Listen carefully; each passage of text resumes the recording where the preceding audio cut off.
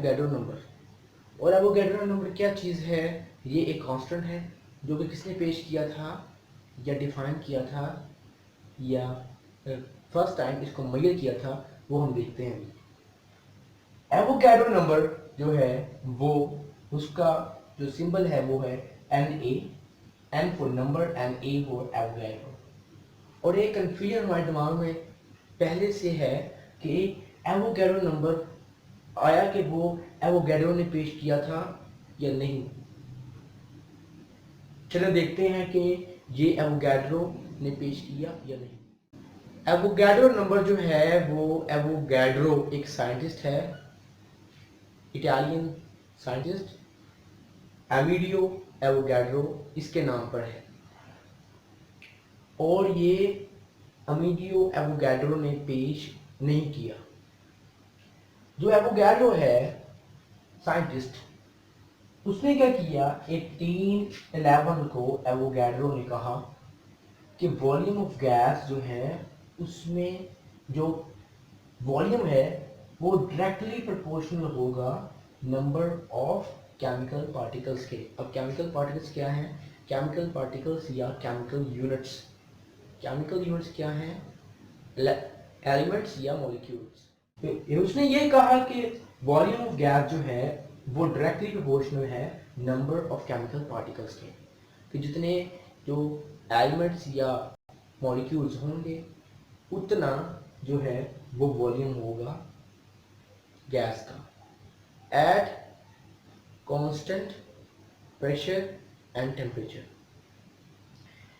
उसके बाद तकरीबन 98 साल बाद 1909 में एक बंदा आया, जीन बैप्टिस्ट पेरिन, और इसने क्या किया, इसने फर्स्ट टाइम जो है वो एवोगैड्रो नंबर जो है एक टर्म जो है वो यूज की। एवोगैड्रो के नाम पे उस कांस्टेंट को या उस वैल्यू को रखा और उसको डिफाइन करने की कोशिश की कि उसको डिफाइन उसने ऐसे किया कि 32 ग्राम ऑक्सीजन गैस में जितने मॉलिक्यूल्स होंगे वो इक्वल होंगे Na। और Na क्या है? Na Avogadro number. 32 gram oxygen gas में जितने मॉलिक्यूल्स होंगे वो एवोगैड्रो नंबर के बराबर होंगे।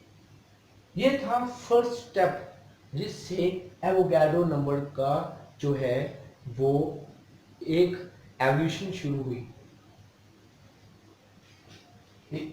उसके बाद क्या हुआ,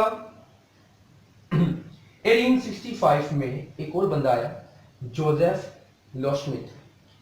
जोसेफ लोशमिथ ने क्या कहा या उसने क्या किया, उसने फर्स्ट टाइम एस्टिमेट किया।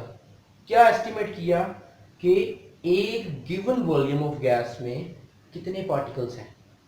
ये फर्स्ट टाइम उसने जो है वो एस्टिमेट करने की कोशिश की। उसके बाद क्या हुआ कि आपको पहले पता चल चुका था क्या, इलेक्ट्रिक चार्ज पर मोल। कौन सा इलेक्ट्रिक चार्ज? जो इलेक्ट्रॉन पे होता है। एक इलेक्ट्रॉन के मोल पर या 1 मोल ऑफ इलेक्ट्रॉन पे कितना इलेक्ट्रिक चार्ज है वो पहले जो है वो आपको पता चल चुका था। और कैसे चला था पता? एक फ्राडे कांस्टेंट था जो उसके इक्वल था और वो 1834 में आपके सामने था।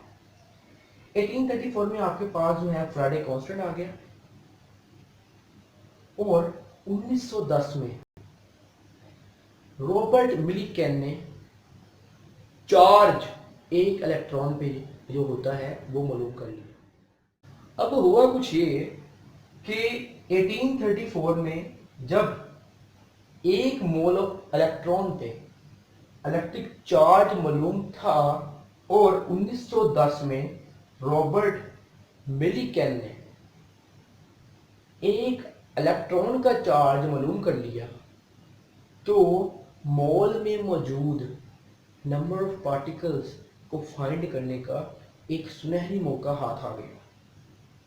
तो ये जो उन्होंने पहले काम किए थे इसको मद्देनजर रखते हुए उन्होंने क्या किया कि जो एक मोल ऑफ इलेक्ट्रॉन का टोटल चार्ज था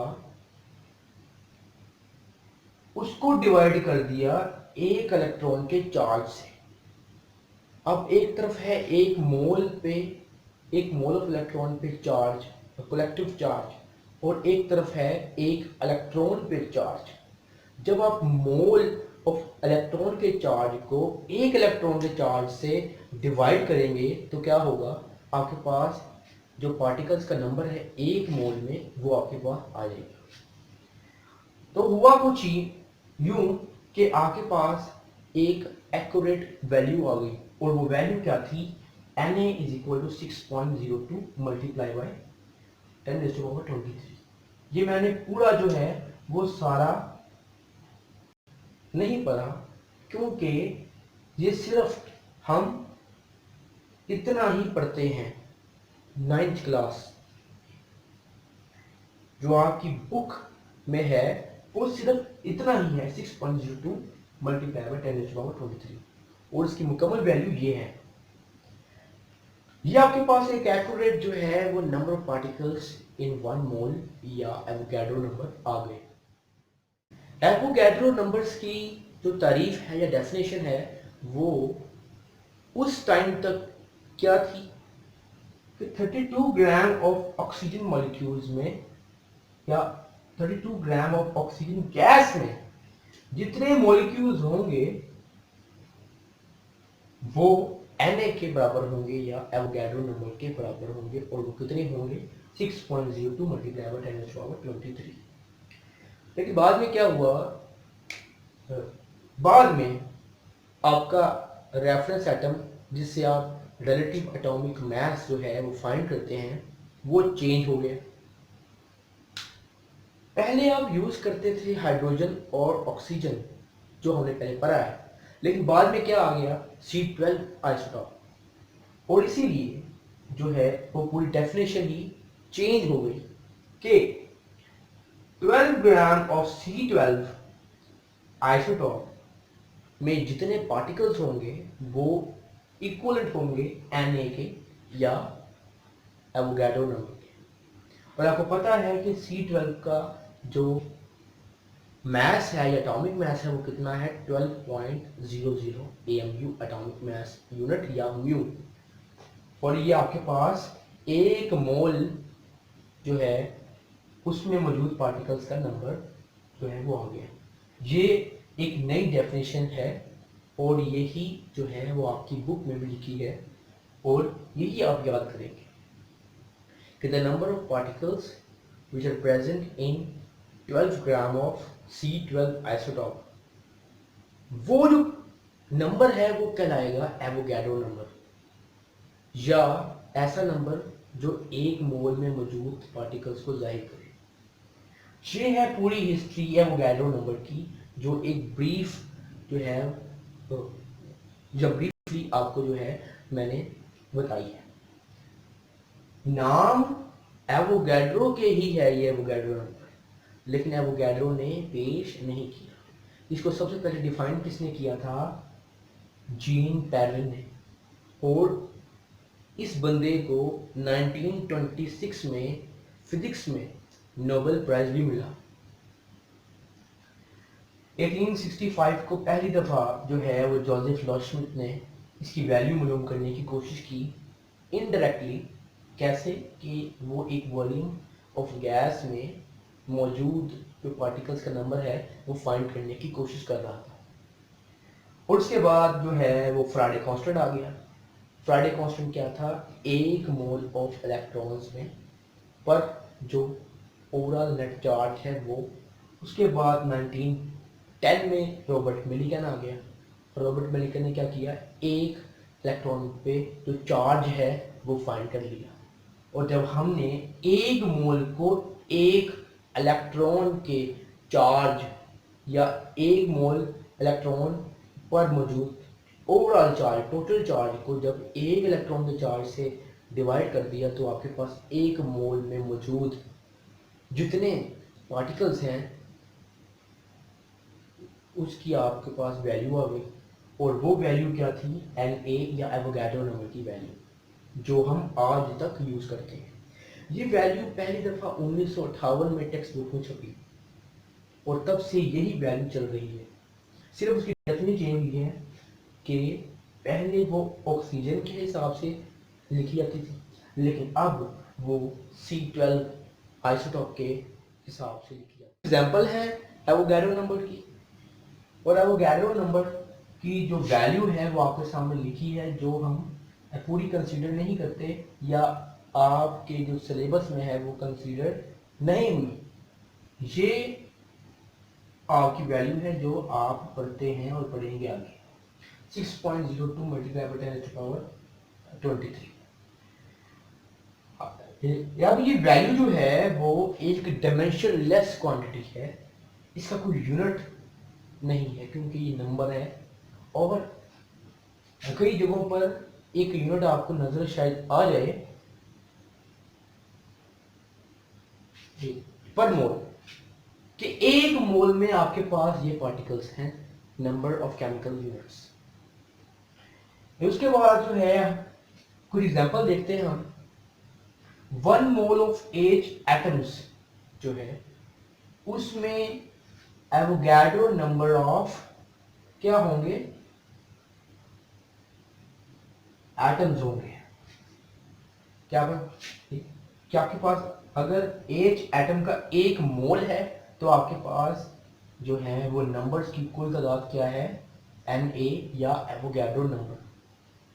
1 मोल ऑफ H मॉलिक्यूल्स, अगर आपके पास मॉलिक्यूल्स हैं H के, या जिसको आप लिखते हैं H2, तो आपके पास Na ऑफ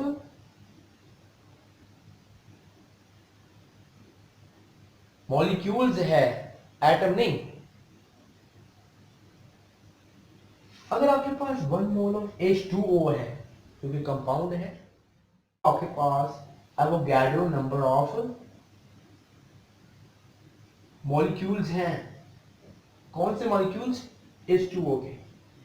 अगर आपके पास 1 मोल ऑफ Cl नेगेटिव है, और Cl नेगेटिव क्या शो कर रहा है कि ये एक आयन है, तो आपके पास क्या है, Na ऑफ आयन्स है। यानी कि आपने जो मोल है वो किसके हैं, वो आपने देख के Na को उसके मुताबिक ढालना है। जैसे कि अगर मैं कहूं ये जो थर्ड एग्जांपल है, इसमें आपने मॉलिक्यूल्स की जगह लगाना है एटम्स। तो एक मोल में H2O के जो कॉन्स्टिट्यूएंट एटम्स हैं वो Na नहीं है। वो कितने हैं?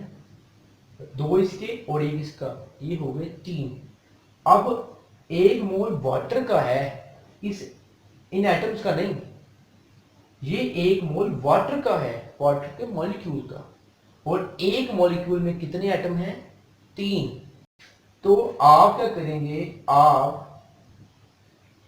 इस Na को मल्टीप्लाई कर देंगे 3 के साथ, अगर आपने एटम्स जो हैं उनका नंबर देखना है।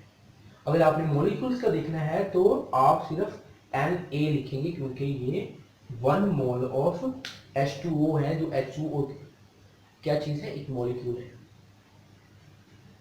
और इसी तरह यहां भी H2 ये भी एक मॉलिक्यूल है, लेकिन आपने क्या लिखा, Na ऑफ मॉलिक्यूल्स। अगर यहां भी एटम्स हो तो आप क्या करेंगे, आप जस्ट इसके पीछे लगा देंगे 2Na, मतलब 2 मल्टीप्लाई बाय एवोगैड्रो नंबर, क्योंकि एक मॉलिक्यूल में 2 एटम्स हैं। और अगर आपको एटम्स का नंबर मालूम करना है तो आप एक मोल तो आपके पास पहले ही है H2 मॉलिक्यूल्स का, यानी कि हर मॉलिक्यूल में 2 एटम। अगर आपके पास 1 मोल मॉलिक्यूल्स का है तो आपके पास इसका मतलब है कि 2 मोल है एटम के, क्योंकि हर मॉलिक्यूल में 2 एटम है, और इसलिए आप यहां भी 2 लगाएंगे।